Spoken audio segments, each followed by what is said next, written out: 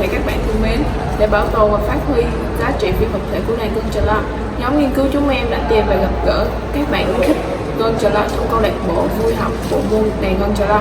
Và sau đây là một số đoạn video xem nghệ nhân biểu diễn và lắng nghe âm thanh của đàn Chrau-jro và các nhạc cụ truyền thống của dân tộc Chrau. Mục đích là để các bạn thấy được những âm thanh trong trẻo của đàn Chrau-jro của núi rừng, để vui vẻ hơn với cái vẫy tay của bè bạn và để tự hào trên con đường tìm về cội nguồn của chính mình. Có hình vòng tròn nón lá, lên kính trộn 1,5 mét và cần đến 3 hoặc 4 nghệ nhân biểu diễn.